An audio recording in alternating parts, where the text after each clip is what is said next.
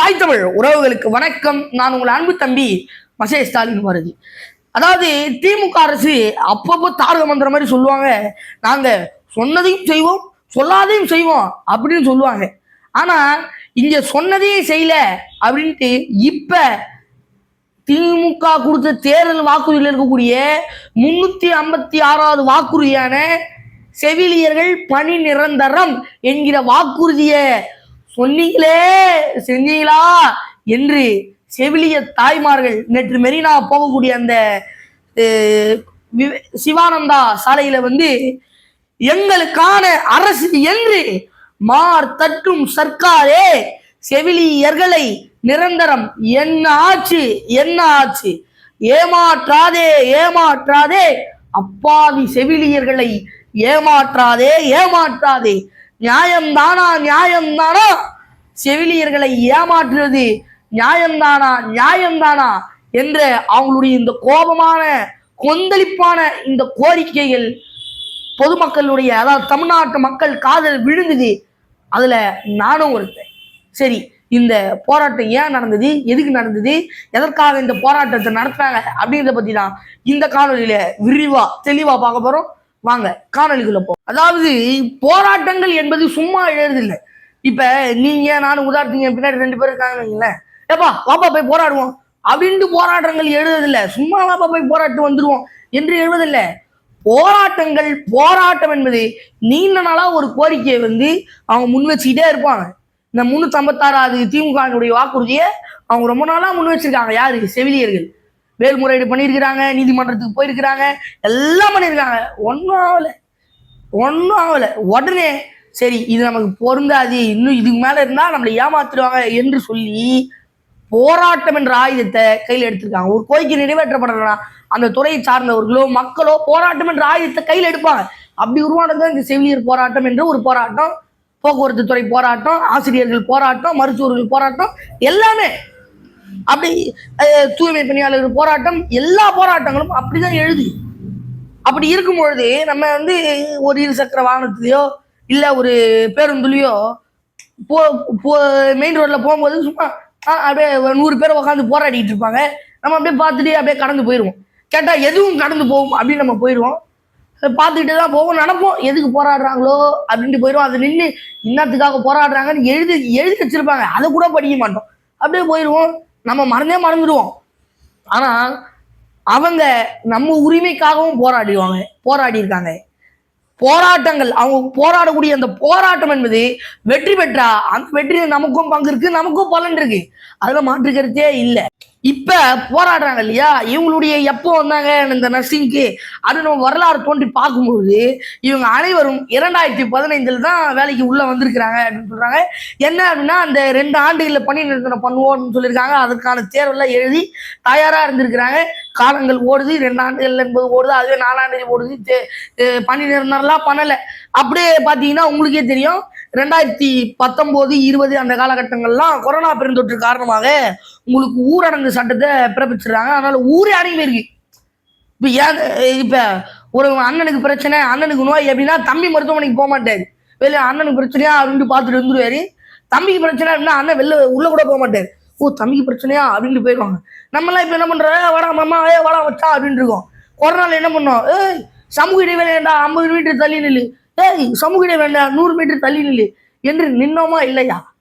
அப்படிலாம் நாம இருக்கும் பொழுது நம்ம உயிரை பாதுகாத்துக்கணும், ஐயோ உயிர் படு போகுது என்ற உயிர் பயத்தில் இருக்கும் பொழுது தங்கள் உயிரை துச்சமாக நினைத்து எப்படி தூய்மை பணியாளர்கள் வேலை செஞ்சாங்களோ அதே போல தங்களின் உயிரை துச்சமாக நினைத்து வேலை செஞ்சாங்க இந்த செவிலிய தாய்மார்கள். இல்லைன்னா யாராலையும் சொல்ல முடியாது, மறுக்க முடியாது. தங்களுடைய உயிரை துச்சமாக பணம் வைத்து வேலை செய்தவர்கள் இந்த செவிலிய தாய்மார்கள். நீங்க உதாரணத்துக்கு உங்களுக்கு சொல்றேன், உங்களுக்கு நீங்க கீழே விழுந்துட்டீங்க, ஒரு பெரிய காயம் ஏற்பட்டுச்சு, ஒரு ஆரம்ப சுகாதார நிலையத்துக்கு போறீங்க. அங்க மருத்துவர் இல்லை, மருத்துவர் வெளியில போயிட்டாரு, திமுக பண்ணது இல்லையா மக்களை தேடி மருத்துவம் அப்படின்ட்டு அங்க திமுக கொடுத்த பிரஷர்னால அங்க போயிட்டாருன்னு வச்சுக்கோங்க. போயிட்டாரு. அங்க செவிலியர்கள் தான் இருக்கிறாங்க. நீ என்ன பிரச்சனைன்னு கேட்டப்ப இது மாதிரி இவ்வளவு பெரிய காயம் ஏற்பட்டுச்சு அப்படின்னா, ஐயோ வாங்க வாங்க அப்படின்னு சொல்லிட்டு நம்மளுக்கு மருந்தெல்லாம் போட்டு எவ்வளவு முதலுதவி பண்ண முடியுமோ அத்தனையும் பண்ணி நீங்க இங்க மருத்துவர் இல்ல, பெரிய மருத்துவமனைக்கு போங்க, அங்க பெரிய டாக்டர்லாம் இருப்பாங்க, அங்க அவங்க பார்த்துப்பாங்கன்னு சொல்லிட்டு பத்திரமா ஒரு தாய் உங்களை எப்படி அனுப்புவாங்களோ அது போல நம்மளை பேக்லாம் பண்ணி அனுப்புவாங்க இந்த செவிலிய தாய்மார்கள். அங்க பெரிய மருத்துவமனைக்கு நீங்க போங்க, அங்க என்ன பண்ணுவாங்க, முதல்ல இவங்க தான் உட்காந்துருப்பாங்க. யாரு? நம்ம செவிலியர்கள் உட்காந்துட்டு நம்ம போனோம் அப்படின்னா என்ன பிரச்சனை, எங்க காயம் அப்படின்னு எல்லாத்தையும் பார்த்துட்டு நம்மளை பத்தி விசாரிச்சுட்டு நம்ம பேரெல்லாம் என்ட்ரி போட்டு அப்புறம் தான் டாக்டர் அப்படின்னு டாக்டர் கிட்ட போவாங்க. அப்புறம் சொல்லுவாங்க, டாக்டர் இந்த பெட்ல இந்த நபருக்கு இந்த பிரச்சனை போய் பாருங்க அப்படின்வாங்க. அப்பயும் அவங்க தான் டாக்டர் சொல்லுவாரு, நர்ஸ் கையை பிடிங்க, நர்ஸ் காலை பிடிங்க, நர்ஸ் ஊசி போடுங்க, நர்ஸ் தொடங்க, நர்ஸ் ஹார்ட் பீட் பாருங்க, எல்லாம் நர்ஸ் தானே சொல்லுவாரு, அவரா செய்வாரு.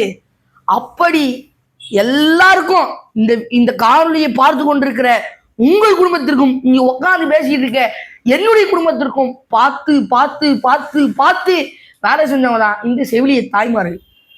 அப்படிப்பட்டவங்களை போராட்டத்தை நம்ம கண்டுக்கவே. திமுக சொல்லுது இந்த மருத்துவர்கள், இந்த திமுக சொல்லுது இந்த நோய் வந்தவங்களால நோயாளிகள் சொல்லாதீங்க. ஐயோ எவ்வளவு பெரிய கெட்ட வார்த்தை அது, அபிஷ்டோ அபிஷ்டோ அப்படின்னு சொல்லிட்டு மருத்துவ பயனாளிகள் அப்படின்னு சொல்லுங்க அப்படிங்கிறாங்க. மருத்துவ பயனாளிகள் மருத்துவத்தினால பயன்படுறாங்களா இல்லையா? யாரால பயன்படுறாங்க? செவிலியர்களால தானே பயன்படுறாங்க, மருத்துவர்களால தானே பயன்படுறாங்க. அப்படிப்பட்ட செவிலியர்களுக்கு போதுமான உரிமை தராத, அரசு வேலை தராத, பணி நிரந்தரம் தராத இந்த கேவலமான ஆட்சி நடத்தக்கூடிய, கேடுகட்ட ஆட்சி நடத்தக்கூடிய அரசு தான் இந்த திமுக அரசு. அதாவது என்ன இங்க பிரச்சனையே என்ன அப்படின்னா, இந்த செவிலியர்கள் போராட்டத்தை தள்ளிடுங்க, முக்கியமான பிரச்சனைக்கு வரும், பாயிண்ட்டுக்கு வரும். இங்க தற்காலிக, அதாவது இந்த நிரந்தர பணியில இருக்காங்க இல்லையா, அங்க இருக்கு இப்படி இருக்கக்கூடிய செவிலியர்கள் சுமாரா 50,000 ரூபாய் சம்பளம் வாங்குறதா சொல்றாங்க. ஆனா இந்த தற்காலிக பணியில வேலை செய்யக்கூடிய இந்த செவிலியர்கள் தொகுப்பூதியமா சுமாரா 18,000 சம்பளம் வாங்குறதா தகவல் இருக்கு. இந்த இடத்துல சம்பளத்திலேயே ஏற்றத்தாழ்வு வச்சுக்கிட்டு சமத்துவம் அனைத்து இடத்திலும் அனைவருக்கும் அனைத்தும் அப்படிங்கிறது சமத்துவம், சகோதரத்துவம், சமூக நீதி எப்படி வரும்? வேலை செய்யற செவிலியர்கிட்டே சமத்துவம் இல்லை, சகோதரத்துவம் இல்லை, அப்புறம் எப்படி நீங்க உங்களுக்கு சமத்துவம் சகோதரத்துவம் வந்தது? எப்படி எப்படி ஒண்ணும் புரியல. தூய்மை பணியாளர்களை கொண்டு போய் ராம்ஜி வந்து அடகு வச்சு இல்லையா, அதே போல தூய்மை பணியாளர்களும் அடகு வைக்க பாக்குது இந்த திமுக அரசு.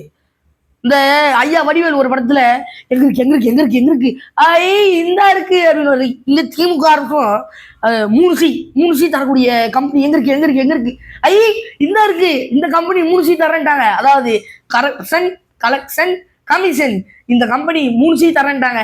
அதனால இந்த செவிலியர்களே கொண்டு போய் நாங்க அடமானம் வைக்க போறோம் அப்படின்னு திமுக அரசு சொல்றதா மக்கள் பேசிட்டு இருக்காங்க. உண்மையிலேயே செவிலியர்கள் அடமானம் வைக்க போதா இந்த திமுக அரசு? அதாவது போராடக்கூடிய ஒவ்வொருத்தரும் தியாக எல்லாரையும் விட்டுட்டு தான் வந்திருப்பாங்க. அவங்களுடைய பிள்ளைகள் எல்லாரையும் விட்டுட்டு வந்திருப்பாங்க. மாமனார், மாமியார், கணவர், தாத்தா, பாட்டி, இவங்களெல்லாம் விட்டுட்டு வந்திருப்பாங்க. போராட வந்தவங்க யார் யார் பிபி பேஷண்ட், சுகர் பேஷண்ட் இதெல்லாம் தெரியாது. நாங்க போராடணும் அப்படின்ற நோக்கத்தோட ரோட்ல இறங்கி வந்துட்டாங்க. சரி, அவங்களை எப்படியா போராடிட்டு போட்டோம் அப்படின்னு விட்டா பரவாயில்ல, அவங்களை கொண்டு போய் கிளாம்பாக்கம் பஸ் ஸ்டாண்ட்ல போறது காரணம் எல்லாம் கன்னியாகுமரி, தூத்துக்குடி, நாகர்கோவில் இந்த ஊர்ல இருந்தெல்லாம் வந்திருக்கிறாங்க. அவங்களே பஸ் பிள்ளைங்கெல்லாம் வேற விட்டு வந்திருக்காங்க. பஸ் வந்ததுன்னா அப்படியே அவங்க ஊருக்கு ஏறி போயிடுவாங்க என்ற நினைப்போட நாங்க கொண்டு போயிட்டு இருக்கோம். அவங்க என்ன எங்களுக்கு வீட்டுல பொழுது போல நாங்க சும்மா போராட வரோம் அப்படின்னு வந்தாங்க. போராடுவோம், நாங்க எங்க கோரிக்கையை நிறைவேறல, இன்னைக்கு போராடி எங்க உரிமையை பெற்றுது, அப்புறம் தான் நாங்க போவோம் இல்லை நாங்க போற மாதிரி இல்லை என்ற போராட்ட குணத்தோடு வந்திருக்கிறாங்க. அசையாமல் இருக்கக்கூடிய உறுதியோடு வந்திருக்கிறாங்க. அப்படி இருக்கவங்க நீங்க எங்க கொண்டு போய் விட்டாலும் போக மாட்டாங்க. சரி, அங்கேயாவது போறான்னா பரவாயில்ல, அங்கேயாவது போராடிட்டு போட்டான்னு விட்டா பரவாயில்ல, இல்ல அங்க போறோம்னா மக்கள் பார்த்துருவாங்க அப்படின்னு சொல்லிட்டு ஏதோ ஒரு மண்டபத்துக்கு தூக்கிட்டு போயிட்டு கொண்டு போய் போட்டுக்கிறாங்க.